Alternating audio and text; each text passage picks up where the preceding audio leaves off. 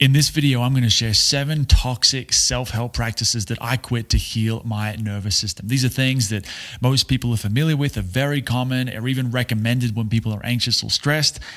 And yet for me, things got a lot better when I stopped doing these things because I found something better. Okay, let's get into it.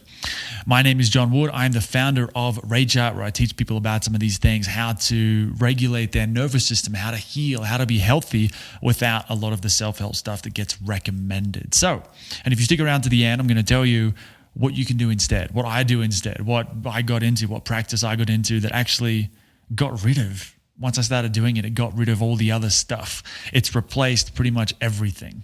Okay. So number 1, meditation.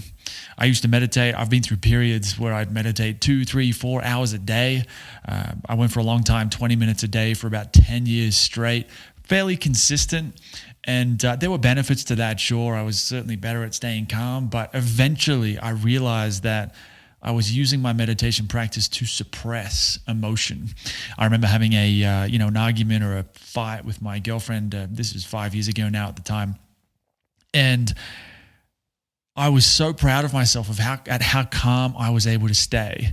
And meanwhile, she's getting upset and she's sad and she's angry. She's feeling all these things. And here I am just sitting there like, just taking a deep breath, being very calm and still. And one day I realized shortly after that my being calm was me actually not allowing my emotions to express. And I believe a lot of that came from meditation. I was very good at staying calm, very good at staying just present. But I was terrible at actually feeling my emotions, knowing what my emotions are, and then feeling them and then expressing them. And so, occasionally I'll sit down and have like a proper meditation practice these days, but it's not a daily thing. It's not a weekly thing. I might do it a handful of times a year, and I feel so much better. So it's weird that meditation gets recommended. If people are stressed, just meditate. And yet meditation can actually create problems like that, like suppressing emotions and feelings without us even realizing it. Depending on if we've had a lot of childhood stress, trauma, we can even get into sort of an unconscious pattern of disassociating from what we're feeling. So we're in this head, we're up here somewhere, we're calm, we're a bit sort of head in the clouds, but we're not really feeling our feet on the earth. Now, meditation is a huge thing. I'm expecting a comment from someone saying, well, meditation, if you do it properly, works. It's like, well, plenty of people are doing meditation poorly. They have a bad teacher. They don't really know what they're doing. They don't understand what's actually happening in their nervous system when they meditate. They don't know how to avoid common mistakes with meditation. And so, the thing I'll share at the end here, once I've gone through all 7, is something you can do instead that is somewhat similar to meditation, but it's actually completely different, and it's what's replaced meditation for me. So that's number 1, a self-help practice that I quit to heal my nervous system. Number 2 is breathwork, right? This, and again, another thing that gets recommended so often with stress and anxiety and things like that. And so we get told that if we just take some deep breaths, or if we do like a Wim Hof breath cycle, or there's all these different breathing protocols and methodologies, and they do work. They will have an effect on the nervous system. Like breathing is like that. But like meditation, breath work can also be used to suppress things. Right? If you feel stressed, you feel afraid, you feel some emotion coming up, it's very common to, hey, just take a deep breath. So you take a deep breath. But what most people don't know is that taking a deep breath is going to activate it's going to slow their nervous system down. When emotion's coming up, often what needs to happen is we want to speed things up. We want the breath to, that can happen when emotions are coming up to be released, whether it's anger or sadness, fear. And so if we take a deep breath in that moment, we can actually shut that whole process down, and that icky, sticky emotion that we're trying to let go of actually stays inside of us, only to come up at a later date. And then we wonder why we're not getting anywhere. We wonder why we're stuck. Another side of breath work too is that it can almost like force things to come up before we're really ready for it. So some people are going to be ready, but there's also situations where someone can use the breath, use their intention to shift emotion very quickly, which is great in some ways if they have the capacity and the skills to handle that. But if they don't, it's a bit of a recipe for disaster. So I don't really do breath work anymore. I certainly breathe, but I'm not sitting down for like a structured practice like a Wim Hof thing, or there's a variety of breath work practices as a way of managing stress. I don't do it. I'll do it occasionally. Like I said, I might meditate a couple of times a year if you want to call, sitting down and being all serious, and handful of times a year. Breathwork I play with every now and then, but again, it's basically something that I've more or less quit. If there's a breathwork workshop on, I'm not going. I've got things that work better than that, which is what I'm going to share at the end of this video. Number 3, gratitude lists. This is another thing that gets recommended. If you're unhappy, you're depressed, you're anxious, just get a gratitude list, man. Like, get a pen and a paper, start writing down what you're grateful for. Now, I'm not saying I don't practice gratitude. I believe in gratitude. It's amazing when you start to look around and you see what you're actually grateful for. But the belief or the idea that you can just start making lists of what you're grateful for every day, and that's going to shift things, heal you on a very deep level, I just don't buy it. I did that shit for a long, long time, for years, and it added some good feelings, certainly brought some pleasant feelings into my day. But it wasn't until I got into the practice, I'll tell you at the end here, that things really started to shift. So I see gratitude lists as kind of like floaties. You're still in the water. You're still in the raging river of emotion, of stress, of anxiety, but you feel a little bit better about it. You haven't gotten out yet. You haven't learned how to swim yet.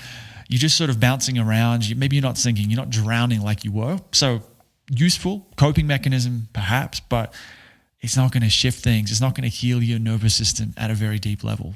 That's why I don't really do gratitude lists. I don't when I say gratitude lists, I don't write things down anymore. I'll make a point of, hey, I'm grateful for this beautiful office that I can make this video, but I'm not making a list of it, and I'm not expecting it to heal me. Okay? It's icing on the cake. It's not the core of the practice if you want to heal your nervous system. 4 is journaling. Now, the thing with journaling, and even gratitude, these are kind of similar in some ways. Gratitude list is a bit like, if you think about your body, your mind, your system, your nervous system as a house, and you've got a voice there that's telling you you're a terrible person, you're anxious, you're stressed, nothing's ever going to work, that kind of a thing. Yeah, sure, you can drown that voice out. Like, kind of like if you had a crazy person in your house that was telling you how mean you are, how much of a bad person you are, you can scream positive things and say, no, I'm happy. I'm a beautiful person. I love myself. And if you say them enough, and if you say them loud enough, you might be able to drown out the person who's screaming the negative stuff in the house. But that negative person, that negative thing, that entity that's in your house, in you, still there. So yeah, that's one piece of it. But what you want to do is, why is that voice in you in the first place? What's driving that? Change that. That's where the real healing lies. And so now we come to journaling, right? And these are quite mental. So gratitude lists, we have a mental issue of like, hey, you're a terrible person. This is never going to work. I'm an imposter. Everyone's going to find out how I'm full of shit, whatever it is. And we deal with that mentally, right? So we have a mental issue, the thoughts, the negative thoughts, or sometimes the feelings in the body. And then we have a mental solution of, I'm grateful for X, I'm grateful for Y, that kind of thing. In journaling, which is number 4 on my list of things I've basically quit, I don't really do very often at all anymore. Journaling, instead of trying to drown out one thought with another thought, now we start analyzing our thoughts. So I'm just writing my thoughts out on a piece of paper. And if I write them out enough, I'll feel better. I'll heal my nervous system. And look, I'm not denying that there are some benefits to journaling, that there is. It can feel nice to get your thoughts in your head out onto paper so you don't have to think about them so much. But if we're talking about shifting things at a very fundamental level in the nervous system, truly healing, I just don't see it shifting that much, right? It's like rearranging what's in the head, but the energetics of it, right, which is the emotion, the unexpressed rage and the fear and the pain and the sadness and the shame that's living not just in here, but throughout the entire body and nervous system, journaling doesn't really change that, because you're still just talking about it. You're still just thinking about it and analyzing it. If you really want to change these patterns, you have to get into the body, which is what I'll talk about shortly. Number 5 is ice baths, cold showers. I've done plenty of these with breath work, without breath work. Again, I'm not denying there's benefits to it, but once you really learn how to work with your nervous system and regulate it the way it's designed to be regulated and organized and made healthy, just ice baths, cold showers, they don't always feel great. It's like the body's like, I don't really like this. I can force myself to do it, sure, and that forcing myself to do something that's very uncomfortable, there can be benefits to that. But if I start to override my body's natural impulse to get out of the water, it ends up being like I'm practicing or learning how to actually disassociate from what my body is saying. So I'm not saying it's has no benefit. It just must be handled with care. Because if you end up feeling like your body's like, hey man, get out now, and you use discipline and focus and willpower to ignore that and stay there, Western culture sort of worships this idea.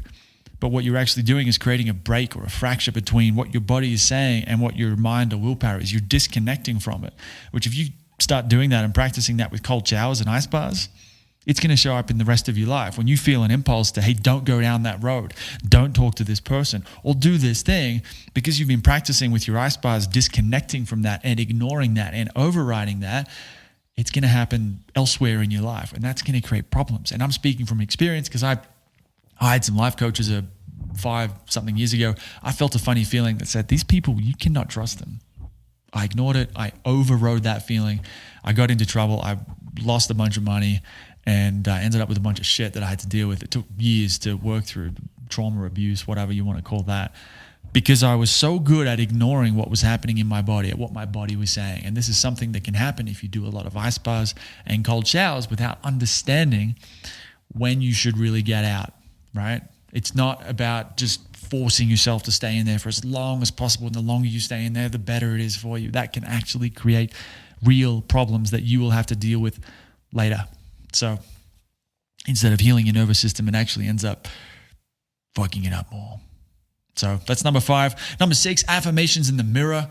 So I don't know if you've done this. This feels a bit silly to me now, but looking in the mirror and saying, I love you. You're an amazing person. I'm so grateful for you. Again, like a lot of the other stuff on this list, I'm not saying there's anything wrong with this, that it doesn't work at all. But again, we're just playing with the mind. We're just shifting things up here, which that is a piece of the puzzle. But the piece that most people are ignoring, that are missing, is this, the body, what's happening down here. Why are those negative thoughts there in the first place? Why do you look in the mirror and feel insecure in the first place? Let's address that. Let's actually get to the root of that, of what's driving that, before we start, or while we work at the mental level. What drives that? We'll get to that in a second. And finally, TRE, trauma release exercises, tension release exercises. These were designed by, I think his name is David Bergelli, something like that. Sounds like a pasta. But you basically, through muscles and things like that, you learn to activate your body's shaking response. And through that shaking response, you supposedly discharge stress and trauma and emotion from the body. This was something I was doing 5 years ago, something like that, right before I got into this approach I'm about to share with you. And it can certainly start moving things, but it's kind of like a sledgehammer. The way the body, in my experience with the nervous system, things come up when they're ready to come up. If you start getting techniques to force emotion out, to force trauma and stress and stored energy out of the body, you can actually end up re-traumatizing the system. Because it's like, if it's ready, it'll just come up organically in your life.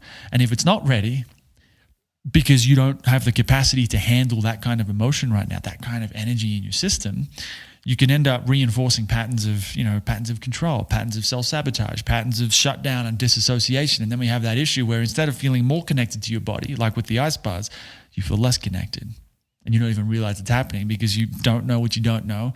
You don't really understand the mechanics of what's going on here. So, TRE, I haven't done that. I was doing it a lot, and then 4.5 years ago, I got into this approach I'll share with you in a minute. I haven't touched TRE since then. I still shake sometimes, but it happens organically, okay?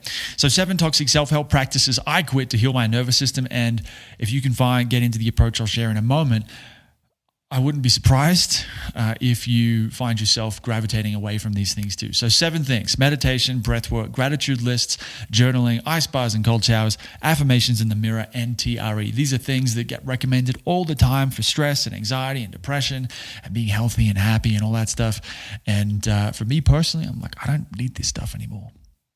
Okay? So what do I do instead? Well, almost 5 years ago, when I was doing the TRE, my close friend of mine started working with a somatic therapist, and the way she described a session, I'm like, oh my God, I need that. Something just, I could feel it. I'm like, whatever that is, give me that. I went to Google and looked up TRE versus somatic experiencing. I found a great article by a dude named Seth Lyon on how there is no exercise that heals trauma, and the basic idea is that there's not like one exercise that you can just do like TRE like a certain breath practice, certain breath practices that people are sharing on Instagram and social media right now. There's no like one technique that you can do that will just fix you, that will heal you. Really, it's a combination of education, so understanding how does your nervous system work? Why does it get stuck in states of fight, flight, and freeze? Why does emotion get stuck in the body? Why does it stay there? And why does it stay there for 10, 20, 30 years? And if you don't think it stays there, just think about how everyone you know, including you, gets triggered sometimes. That's the stuff coming up. Why does that happen? And how do we get that stuff to come out, right? So that's the education piece. How does your nervous system work? How does your survival physiology work? That's one piece. Another piece is learning to follow your impulses. So this is like with the cold showers. If you're not following that impulse to get out at the right time, you end up creating a disconnect between your mind and your body, a fracture, which is very common. I've had this kind of a thing for a long time. And this work, what I'm explaining, has, if not fixed it completely, has taken me so far, much further than all these other things. So following your impulse, you need to go to the bathroom, you go to the bathroom. You're hungry, you eat, you're thirsty, you drink, you're tired, you sleep. Feeling those more obvious impulses then gets you more aware of more subtle impulses, such as like an emotional impulse, like, hey, I'm feeling a bit angry right now, or I met this person and I really don't like them. If you're not very good at following your impulse to go to the bathroom, you're not going to be very good at noticing your impulse that I don't like this person or I don't like this job. Right? So that's step 2, is learning to follow your impulses. And number 3 is learning to feel and work with, this is similar to follow your impulse, but can you feel your feet on the ground right now? When was the last time you actually felt them? What's your breath doing? Can you see, if you look around the room, can you orient to your environment? Just look around. Can you do these things together? Can you orient, feel the ground, and notice your breath? If there's some tension in your stomach, can you feel that while also feeling the ground and noticing your breath? This is step 3, all right? So education on your nervous system and survival physiology. Step 2, following your impulses, the obvious ones like going to the bathroom, and then the somewhat less obvious impulses. And then number 3 is the techniques for feeling the ground, tracking sensation inside, noticing breath, looking around, being able to do all these things at the same time. I'm saying like look around, feel the ground, and notice your breath at the same time. All these 3 things together are basically what's replaced these 7 things I've mentioned today. So meditation, breathwork, gratitude list, all of that. I just know, I understand, I have a deep understanding, felt understanding of how my nervous system works, of why it feels what it does, and what I can do to move that energy so it's not stuck inside, Really, it's like a lot of it is healing this disconnect between mind and body. So instead of a mind with the body, it's one unit. You are whole, not in like a cheesy woo-woo sense, but your mind is your body and your body is your mind. That might sound crazy to you, but you get into this work, you actually commit to it and do it, you'll be amazed at the truth of that your mind is your body and your body is your mind. It's one unit. And this disconnect, this sense that it's not like that, is part of the problem, is a sign that something's wrong. Anyway, that's the 7 things. If you want help learning how to do this is what I teach people at Rage Heart. The best place to start is to go to rageheart.co. That's like Braveheart, but rageheart.co. There's a page there with some information about it. And if that sounds interesting to you, sign up. There's right now anyway, at the time of recording, there is a 7-chapter story that I deliver via email about how this work works, how to start feeling, how to get out of your head, get into your body, start feeling, and if it has the same effect that it's had on me, it will probably replace all these other practices at some point, because you'll be like, I just don't need them anymore. All right. My name is John Wood. I'm the founder of Rage Heart, and I hope to see you in the email inbox.